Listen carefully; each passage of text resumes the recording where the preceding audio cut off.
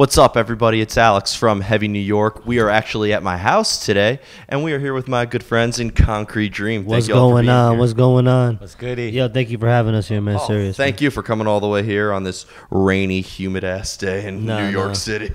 No, we stay in New York City, man. We love it. We love the grime. We're from North Jersey, but, we're from Hudson County, so we grew up just, always coming to New York City, living right by it. We stare at it. I consider Jersey to be the sixth borough at this a lot of people do. We're from dirty Jersey. We're from a real thorough part of Jersey. County, very fast paced. There's a lot of craziness that goes on where we're from. Yeah.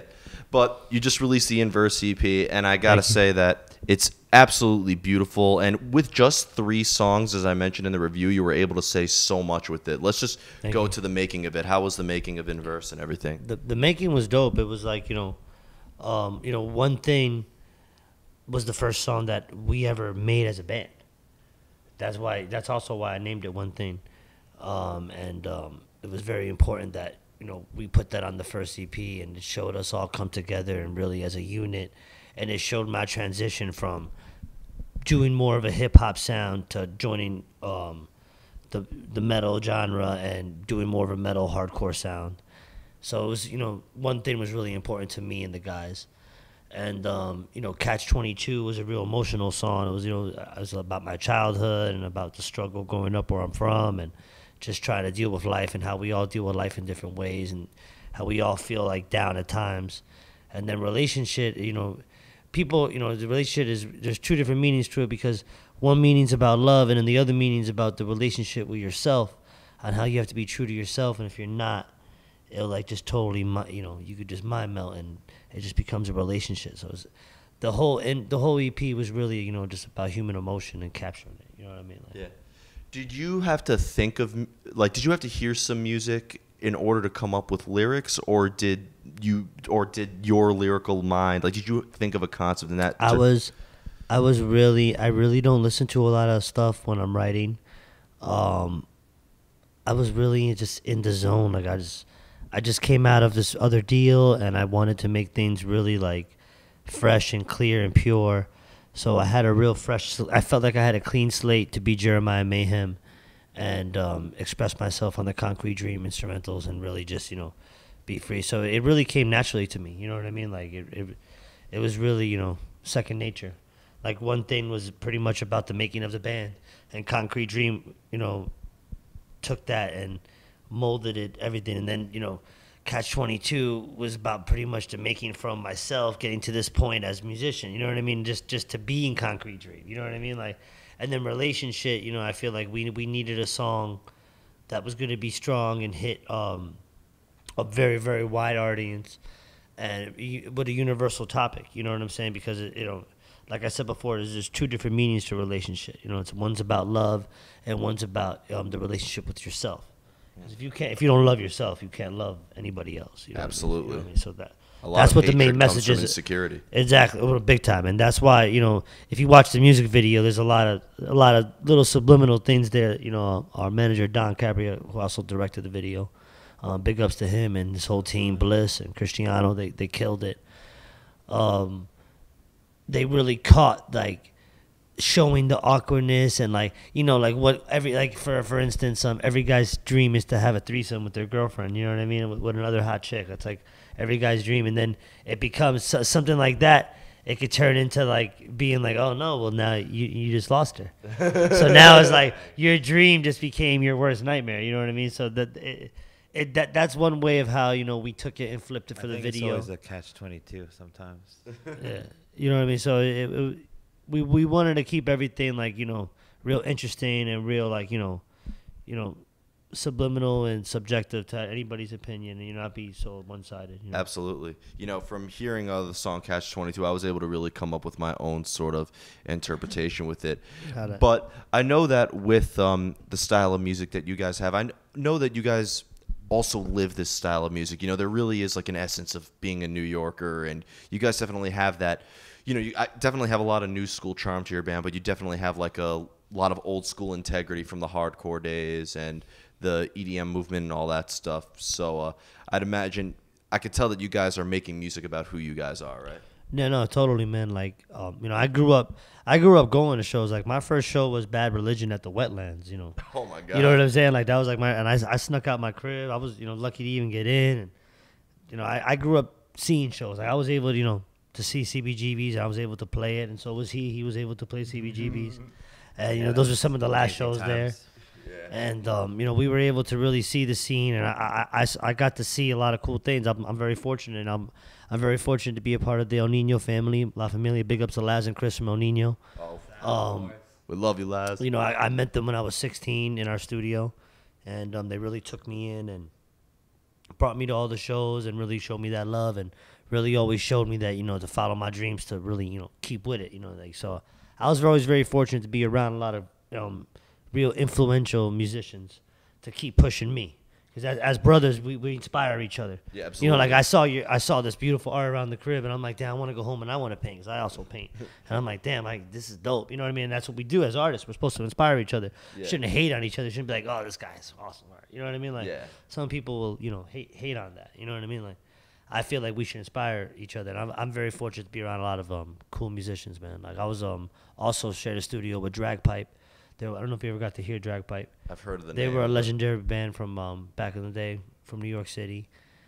They were signed to Interscope Records for a while. Oh, can't go wrong. And with I got to share a studio with them, and I was mentored by Gino for a while from Dragpipe. Big ups to Gino, who's also now a awesome photographer for AOL.com, and he takes a lot of great pictures now, and he still plays guitar. And I was very fortunate to be around him and a lot of other great OGs, man. And right now I'm signed to another OG, Danny Diablo. Shout out to Lord. Big ups to E-Train Records for putting us on and really stamping us. It's constant. You learn from everybody. Everybody you're with, you learn and you grow. Right now we're growing, and we're really happy that the hardcore scene embraced us and the metal scene embraced us in New York City, and it's an honor to be actually to us. It's huge. Coming out here, being Jersey kids, it's a very big deal for us. It's a very big deal. And you just opened me up to my next question, because working with Danny Diablo, I mean, that guy, he's one of the first, if not the first person I think of when it comes to New York City hardcore and this whole movement. He is New York City hardcore. He is hardcore. Yeah, he is New York City hardcore. But no, he's an awesome person, man. He really took us in, treats us. We're like his little bros. Yeah. He shows us nothing but love, and he has a lot of respect in the streets of New York City, and he's definitely not somebody you mess around with. He's a real serious dude, and he's an amazing artist. Well, because like a lot of people hear like the term of a record label, and they immediately assume, oh, they're trying to screw over artists and everything like that. But he's a musician himself. He knows what an artist wants, and on top of that, he works with like artists who, I don't want to say have the same exact vision as him, because nobody has the same vision, but I think a lot of the artists that he represents identify with him as well. He told me when I first met him, he was like, I heard your music and I genuinely believe in you guys, and I know you guys could get on. And he knows how it is. These days it's really hard to break into the music industry. Like the algorithm is very thick, and it's very hard to break into it, and it's very hard to get people to even hear you. So getting him to stamp us was a very big deal, especially in New York City. We're in a city of tough critics, especially with music. Like, we're the whole, and in the hardcore scene, the most brutally honest. Like look at the bands that come out of New York. Like, some of the most legendary bands come out of this scene, from El Nino to Glassjaw to Scarhead to, you know what I'm saying, to Agnostic Front to all these Candiria. Candiria. I mean, the list really goes on and on. Hatebreed. I mean, the East Coast scene, the whole East Coast scene in general, is a very hard scene to break into when it comes to metal. So I'm really glad that we are even getting a chance, and we got Adrenaline PR. Big ups to Metal Maria for backing us, and we appreciate her and her whole team for really giving us a chance, because they don't just go behind anybody. They really don't. So we're very lucky. You know what I mean? We're very lucky. We're getting that love, and we're about to go do an interview on SOU, which is dope, which is going to be a huge honor for us. Being from Jersey, that's a very big radio station where we're from, and a lot of our fans listen to that. I listen to SOU every day. That's like one of the only stations you can listen to metal every day. Yeah, which is huge. Yeah. So we're definitely making little moves, and we have a lot of big things in the works. Some things we can't announce today, some things we can. But you'll just tell me when I stop rolling. Yeah, exactly. Yeah. You'll know the down low. We'll give you the down low. Yeah. But when I saw you guys, as I mentioned before, I saw you guys when I had walking pneumonia, and I can't believe that. This guy's crazy right here. This guy was on stage rocking out with us. Literally. Not giving Literally. a fuck. I love this guy. And I got sick the next day, and I was wondering why. I was wondering. Did you really? Nah, I'm just playing. I just I didn't know I had pneumonia. No, I'm joking. I'm joking. Yeah. But even at that show, like, just when you guys hit the stage, like, immediately my sinuses cleared up. Granted, I felt like shit again the next morning, but, like, you know, like, I really thought that the vibe of your show was amazing because, you know, people think of the hardcore, and, you know, it's an aggressive style of music. It's a tough crowd. It's, you know, it's a style. You know, there's no fucking around with hardcore, but That was a trap metal hardcore show. That was a trap show. We had we had all the trap you kids all up in being there, like the vibe that I saw that day, like everybody was smiling, everybody was giving each other hugs. There was, I think, like love. It was love. The show. I think if your show, I hope that you said that show was filmed, right? Because of course, that show should be broadcasted everywhere because that really breaks the stereotypes of a hardcore show. You could see that show. You could see him and the One Thing music video. You go on YouTube. Concrete Dream, go on YouTube, and you can see One Thing. You can actually see clips from that show with him in it. This crazy man headbanging with me on stage. Yeah, you were sweating like a no. That was actually Concrete Dream's first mosh pit. There was a little mosh pit that day, so that was our first recorded mosh pit. And it was actually a mosh pit and none of this kung fu. Yeah, you know, stuff. It was dope. People actually were enjoying each other and slam dancing, man, on some MTV shit, which is that's the vibe we want to bring. But nostalgia, like, and that's what I liked because there was such an essence of love. Like I think that broke any sort of stereotype of like the hardcore show being a lot of this. Yeah. No, everybody. That scene. Big ups to Pink Tacos who put us on that show. That scene is very, very cool. These kids are embracing the metal movement, and they're coming from the streets. They're coming from a real urban environment, from a hip hop environment, listening to hip hop their whole lives. And now that the hip hop and the metal are crossing again. Because it is coming back, the whole music's doing its full circle. Yep. You know, again, which is great. You newer know what I mean? metal, as I call it, and it's newer metal, new metal. You know, big ups to a lot of other bands that are doing it. It's funny that it's coming back. Like, and I've been saying it for years, and you can even ask Juan, and he thought I was crazy years ago. Yeah. But I've been saying it. What were you saying? We were all metalheads, so I'm just like, bro, come on, bro, just get back on the bass and let's. Nobody can do this. Limp Bizkit. Like, it's only Limp Bizkit, Rage shit Against is the dead, Machine, and you know? Linkin Park. Big ups to all these bands. You know, R.I.P. Chester. Big loss that we took in the music scene. You know, it was just doing what we're doing is just like, oh no, you automatically go right to those bands, like, you know, like. But Concrete Dream, I feel like we're kind of just really in our own lane. Like, yeah, you know, I rap. Yeah, I scream, yeah, I sing, yeah, this guy plays drums, but, you know, we're really trying to do, you know, capture a new sound, and the Inverse AP is just a taste of what we're doing. Yeah, but it definitely left me wanting more. No, but the record that I'm telling you, we're about to drop a record that's gonna mess people's worlds up, and it has a lot more trap in, it has a lot more metal, it's a lot heavier, it's a lot weirder, has a lot more, it's a lot more of everything you love from the Inverse EP. We doubled that and put that on this next album that we're about to drop. Absolutely. And one other question I have two more questions for you. Do you think, because while I did listen to the metal and your music, and I saw a lot of the metal and hardcore, but I also saw a lot of elements outside it. Do you think one has to be a metal fan in order to appreciate Concrete Dream? No, that's the beauty about this band, and I made sure that, and not only did I make sure. This man to the right of me, everyone, and JFK and Mena, you know, and our producer Ricky Armelino, big ups to Ricky. We make sure that, you know, we still have that pop sensibility and we still capturing that trap essence, because at the end of the day, we really want to go by. You know, I've been claiming trap metal because I believe in the sound of blending the genre of trap hip hop with new metal. And what we're doing, whether it's the gent or new metal or hardcore or however you want to put it, you know what I'm saying? But I'm going for a different sound. I'm rapping a different way. I'm trying to blend two styles of music in a different way. And on the Inverse EP, I accomplished it in certain sections, and I'm very proud of it. But in this album that we're gonna drop, I feel like we're really gonna show people what we mean. Yeah. You know what I mean? Well, absolutely. You know, it's funny because a lot of, I'm friends with my friends in Human and Agnostic Front and Big ups to Sick of It all All, Last Stand. I'm friends with all of them, but a lot of them like to bust my balls because, I grew up with Linkin Park and a lot of metalcore. That's our era. They our call me era. Captain Hot Topic. That's my nickname. Yeah. No, listen, man. I love I Hot get Topic. that gangster style tattooed on my stomach. Listen, man. There's nothing wrong with shopping at Hot Topic. You should shop anywhere you want to shop. I feel like it doesn't matter. We come from a scene. We were inspired by a scene. We grew up in the new metal scene. When we grew up, like these were the bands that But you're combining listen to, and you're combining this hardcore element with it. Because I grew up with hardcore and new metal. I grew up with both. I think you're gonna bring in an older generation and a newer generation. That's my goal. My goal is to have everybody rocking together.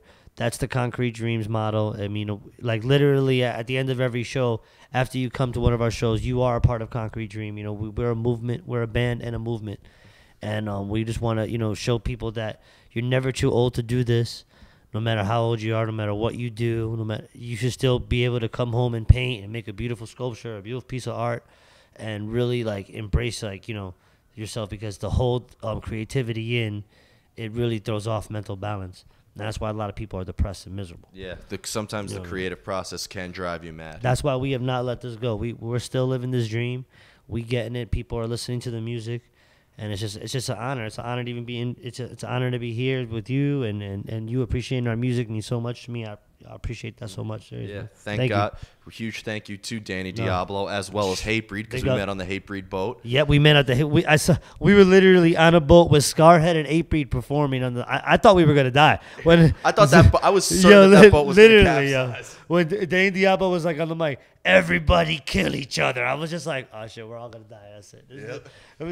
This is it right here. Yeah, but if that did happen to be my last concert, I would have been. That was it. I was with it. I was like, this is the way we're gonna go. Shit, this is legendary. Yeah. This just in. People dying. Hatebreed Scarhead show. But and the final question I wanted to ask you is, because the drive that you guys have is just absolutely is mesmerizing, and that's another reason why I really respect your band. A lot of people have seemed to, I don't want to say lose faith, but for lack of better words, I'll say that, have kind of lost faith in this, because with gentrification in the city and certain venues closing, that we're a real essence to the hardcore scene. I never got to see CBGBs. I never got to see Wetlands. But do you think that even with venues closing or with anything, that New York City will be taken down? Or do you think New York City will still be a capital? Well, we're lucky that Brooklyn is still throwing a lot of shows, and we're very lucky that the Jersey City scene, big ups to Jersey City, is turning around and starting to throw a lot of shows. And we're gonna have a lot of shows, and the Bronx is throwing a lot of shows, and there's still gonna be a scene. I mean, this is New York. This is the mecca of culture. You know what I'm saying? Some of the most notorious styles of music were made here. You know what I mean? From hardcore to hip hop to, the punk rock to, techno to Kiss and Anthrax. I mean, rock and roll. I mean, some of the biggest legendary rock and roll metal bands, Kiss and Anthrax, came from New York. I mean, it's just the list goes. Typo Negative, the first band on Roadrunner to go platinum. I mean, New York City is the mecca of this shit. So I really believe that. It's going to be impossible to destroy a scene, but it really comes down to the scene now. I mean, it's like I tell everybody, people are like, oh, we're coming to the show. I'm like, man, it's all right. If you don't make it to the show, the real show's right here. It's right here on the cell phone. This is where the scene is now. This is where the scene is. You got to be seen on this. You know what I mean? So, it's going to change. I feel like the scene's just going to change into something else. But it's not going to go away. I don't think it's ever going to go away. Yeah, no. I mean, scenes change all the time. Look at Warped Tour. Look at the last Warped Tour. There were so many kids there. They didn't even know. They knew they were turning people away at the door. I mean, it was intense. There is a scene, metal and hardcore and rock and roll and hip hop and just music in general. I feel like is the last voice of the people. It's the last thing we have. It's the last thing we have to ourselves to listen to, and feel free for nobody judging us and be in a judge-free zone and go to a show and really feel free. So I really hope that it doesn't disappear. Well, I mean, like I said, scenes change. Obviously, sure, CBGB's is not around anymore. Yeah, that's gone. But we have a lot of great new venues out, like St. Vitus, and St. Vitus is great. Bowery Electric is dope. We're Coney Island Baby. We did the big ups to the owner of Coney Island Baby, man. I was at a wedding Shout outs that to day, you. sadly. But No, the black and blue ball. Big ups to Black and Blue Productions.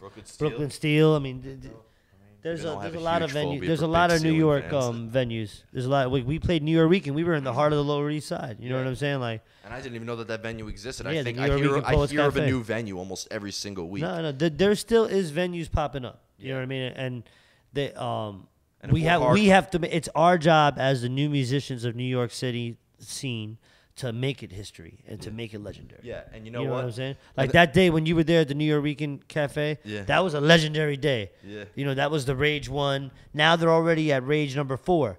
And each show has only gotten crazier and crazier and crazier. Yeah. So it was just, I'm glad that that Concrete Dream was a part of the first 2 Rages. And we were able to show all the trap kids true hardcore, real New York hardcore metal shit. You know what I'm saying? Because that's what we really about. You know the real message of hardcore is, and you know, I may be only 24, but I get the idea of hardcore that nothing stops it. That's what the message behind hardcore is. Nothing should take you down. And I think, you know, despite a venue closing, that shouldn't.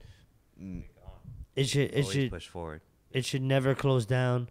You know, the scene is like, you know, the old hardcore scene is dead and it died out. You know, it's like Eddie Leeway said, the old hardcore scene died out in the early '80s. Like, you know what I mean? Like everything just evolves into the next scene, and it has to evolve. You can't stop. If it's the same scene, people are just going to lose interest. No, exactly. And what's awesome is now is that being that you have so much access listening to great records and great music now. You know, because the music scene did change. Now it is all on your phone. You're able to go back and tap into great bands like Leeway and great bands like Scarhead and great bands like and listen to all these awesome records now. Yeah. You know what I'm saying?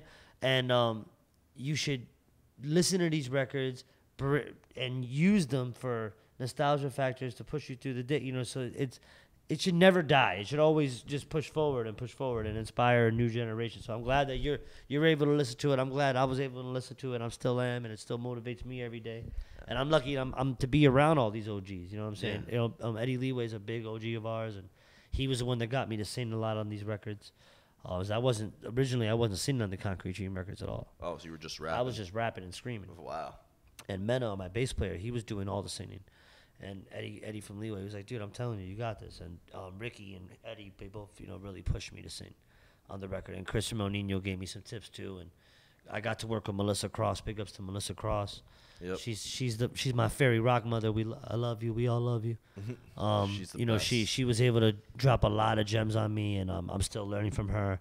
You know, I'm a student from her for life now. You know, so I'm still evolving, and we're all still evolving as musicians.